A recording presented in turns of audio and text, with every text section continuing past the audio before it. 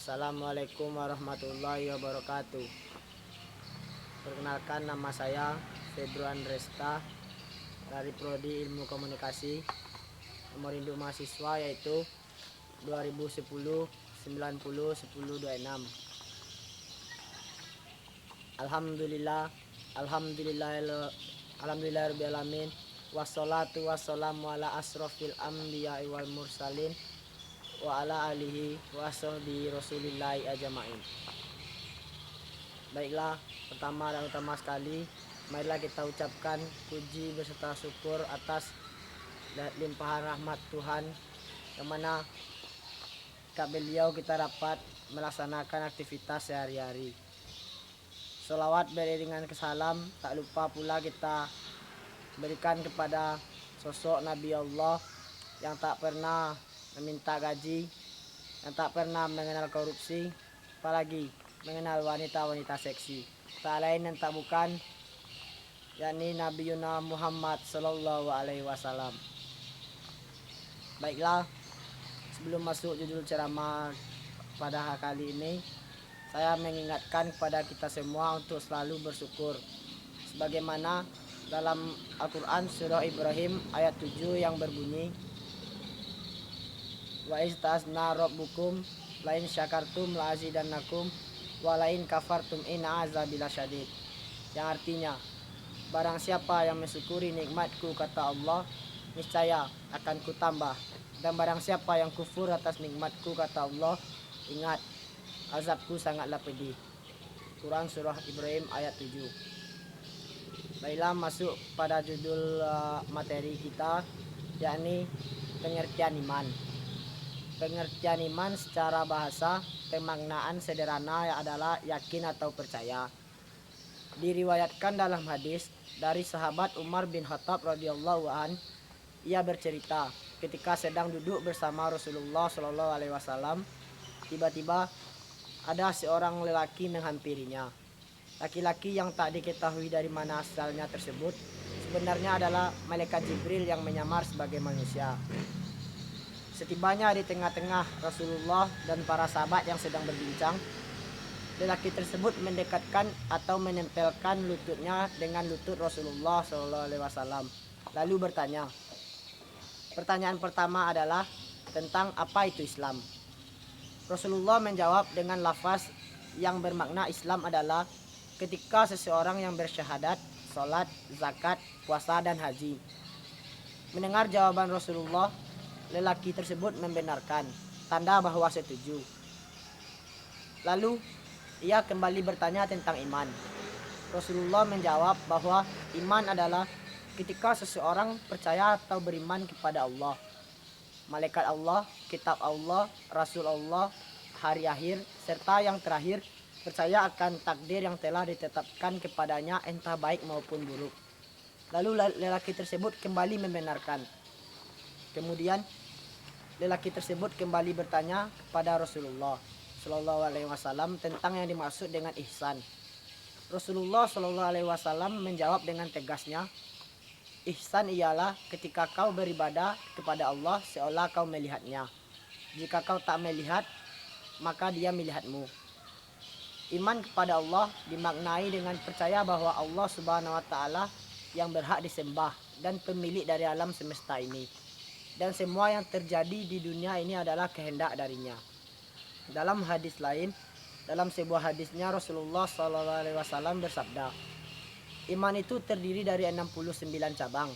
Cabang iman yang tertinggi adalah meyakini tidak ada Tuhan selain Allah. Sedang cabang yang terendah adalah membersihkan jalan dari segala sesuatu yang dapat menyakiti pemakai jalan. Dalam buku Ensiklopedia Islam Al-Kamil yang ditulis oleh Syekh Muhammad bin Ibrahim bin Abdullah At-Tuwajiri, disebutkan bahwa iman kepada Allah Subhanahu wa Ta'ala mencakup 4 perkara, yaitu 1. Iman terhadap keberadaan atau wujud Allah Subhanahu wa Ta'ala yang disebut dengan wujud Allah. Yang pertama, secara fitrah Allah menciptakan setiap makhluk beriman kepada Sang Pencipta. Dalam firman-Nya, maka hadapkanlah wajahmu dengan lurus kepada Allah, tetaplah atas fitrah Allah yang telah menciptakan manusia menurut fitrah itu. Tidak ada perubahan pada fitrah Allah. Quran surah Ar-Rum ayat 30. B. Akal yang kita miliki mengisyaratkan bahwa alam ini ada penciptanya. Sedangkan setiap makhluk baik yang terdahulu maupun akan datang haruslah ada zat yang menciptakan dan mengadakannya. Apabila mereka diciptakan tanpa sesuatu pun, ataukah mereka yang menciptakan diri mereka sendiri, ataukah mereka telah menciptakan langit dan bumi itu, sebenarnya mereka tidak meyakini apa yang mereka katakan. Quran surah At-Tur ayat 35-36. Yang C. Selain itu, panca indera yang kita miliki adalah salah satu tanda yang menunjukkan akan keberadaan Allah Subhanahu wa taala. Kita yang bisa merasakan hangatnya sinar matahari dan menyaksikan pergantian siang dan malam adalah bukti nyatanya. Dalam Al-Quran surah An-Nur ayat 44 yang artinya Allah mempergantikan malam dan siang. Sesungguhnya pada yang demikian itu terdapat pelajaran yang besar bagi orang-orang yang mempunyai penglihatan. Yang D. Adanya syariat mengisyaratkan adanya Allah Subhanahu wa taala. Hukum-hukum terkait kepentingan umat Allah yang tertuliskan dalam kitab-kitabnya melalui para nabi dan rasulnya, yang mana dari semua itu adalah bukti nyata bahwa hukum tersebut dibuat oleh Allah Subhanahu wa taala. Yang kedua, iman bahwa Allah adalah Tuhan yang adil, tidak ada sekutu baginya, atau rububiyah. Meyakini bahwa Allah Subhanahu wa taala adalah zat yang menciptakan semua makhluk, mengadakan segala sesuatu, membentuk alam semesta, menciptakan langit dan bumi, menciptakan matahari dan bulan, menciptakan malam dan siang, hewan, tumbuhan, lautan, dan juga gunung. Maka hanya dialah yang berhak disembah, karena dialah yang menciptakan semuanya yang ada di muka bumi ini. Dalam Al-Quran, Allah menjelaskan yang artinya kepunyaan Allah lah kerajaan langit dan bumi dan apa yang ada di dalamnya. Dan dia maha kuasa atas segala sesuatu. Quran surah Al-Maidah ayat 120. Yang ketiga, beriman dengan uluhiyah Allah Subhanahu wa taala. Meyakini bahwa Allah Subhanahu wa taala adalah yang Maha Esa. Dalam sisi rububiyah, ketuhanan, tidak ada sekutu baginya. Dan esa dalam uluhiyah, peribadatan, tidak ada sekutu baginya, maka hanya dialah yang berhak untuk disembah. Menyembah kepadanya dengan apa yang semua diperintahkannya tanpa mempersekutukannya.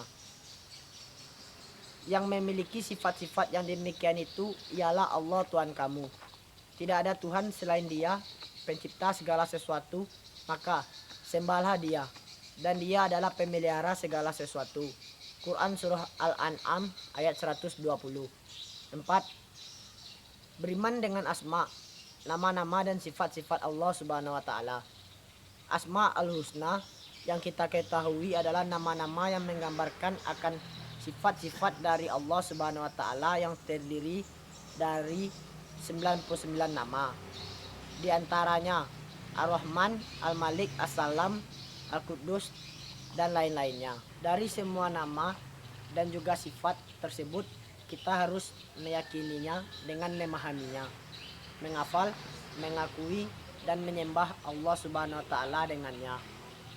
Dalam Al-Quran surah Al-A'raf yang artinya hanya milik Allah Asmaul Husna, maka bermohonlah kepadanya dengan menyebut Asmaul Husna itu, dan tinggalkanlah orang-orang yang menyimpang dari kebenaran dalam menyebut nama-namanya.